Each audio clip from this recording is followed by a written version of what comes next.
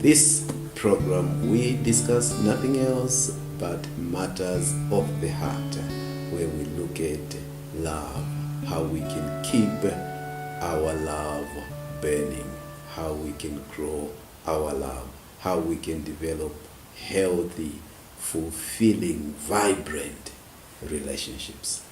Today, I want to continue with what I was sharing with you the other time, where I was talking about danger warning signs in a love relationship, and I was saying no relationship ends without there having been some danger warning signs. We discussed quite a few of these danger warning signs, but I ran out of time because I hadn't finished discussing the subject on danger warning signs.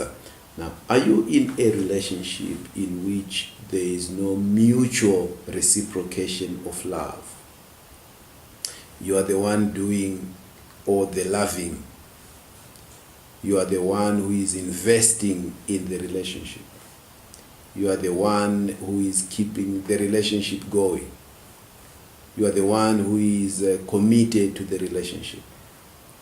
You are the one who is doing almost everything in the relationship.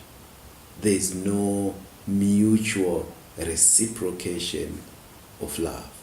If you are in that kind of a relationship, then there is something wrong with your relationship. That is a danger warning sign. Because in a healthy relationship, there must be mutuality. There must be mutual reciprocation of love. I hear some people teaching on marriage and saying that marriage is a 50-50 proposition. Well, that is not correct. Marriage is not a 50-50 proposition at all. Because if you say marriage is a 50-50 proposition, what you are saying is the husband must put in their 50%, the wife puts in their 50%. You must then explain what happens to the husband's other 50%. What happens to the wife's other 50% if all they are putting in is 50% each? What that means is they are partially committed. They are not wholly committed. If you are wholly committed, you don't put in 50%, you don't put in 60%, you put in 100%. So marriage is not a 50-50 proposition, it is a 100-100 proposition. So if you are in a relationship in which there is no mutual reciprocation of love, that is a danger warning sign. Could it be that you are in a relationship in which your partner relegates you to the bottom of their priority list? Their career matters more than you matter. Their hobbies are much more important than you. Their friends come before you. You are relegated to the bottom of their priority list.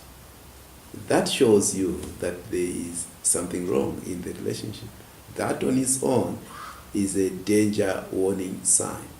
If you are not yet married, you are in a love relationship, and you find that you are at the bottom of your partner's priority list, you must ask yourself whether marriage is going to upgrade you so that you become the top priority.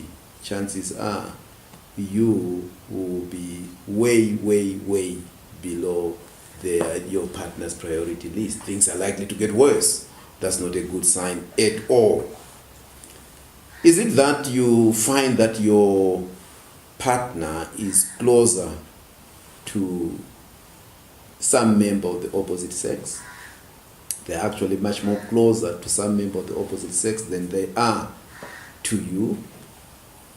Whether you are in a love relationship or you are actually married, if that is the scenario, then there again is something wrong. It may again indicate that your partner has a challenge in terms of keeping boundaries. They don't respect boundaries. That is unhealthy. That is a danger warning sign. You want to deal with it, nip it in the bud.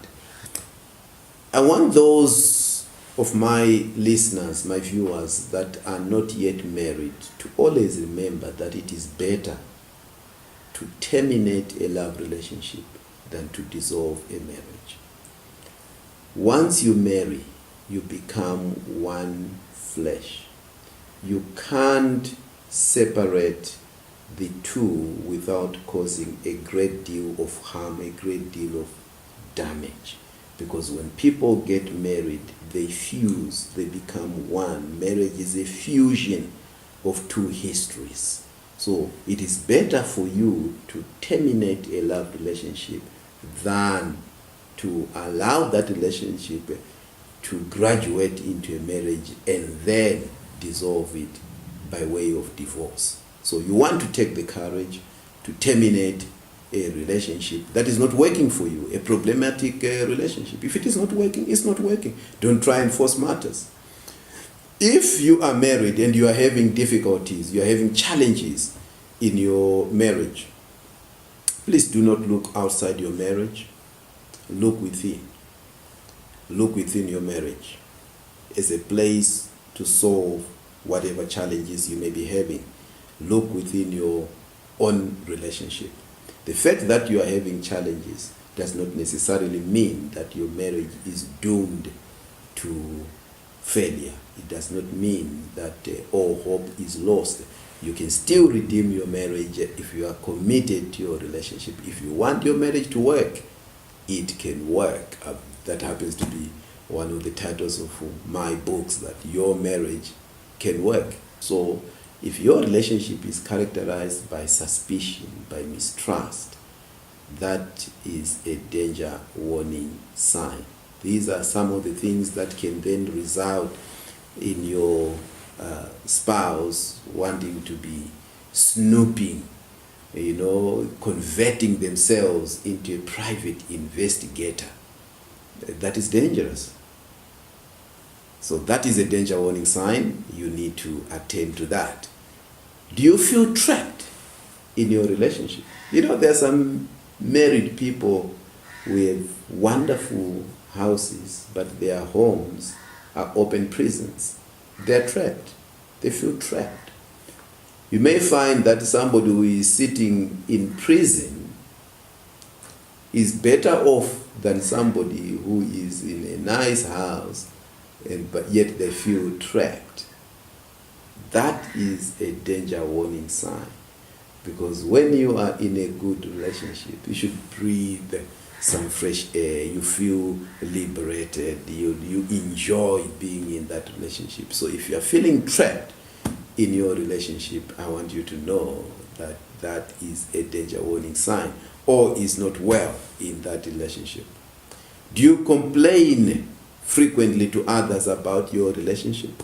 If you find that you are in the habit of complaining frequently to others about your relationship, be they your friends, be they your relatives, it again means there is something wrong with your relationship. You should actually be complimenting your partner, your spouse, more than you complain about them. And if you are complaining to third parties, again, that is clearly indicative of a problematic relationship. This is yours, Pastor Davison Kanokanga, marriage counselor with the Marriage Center.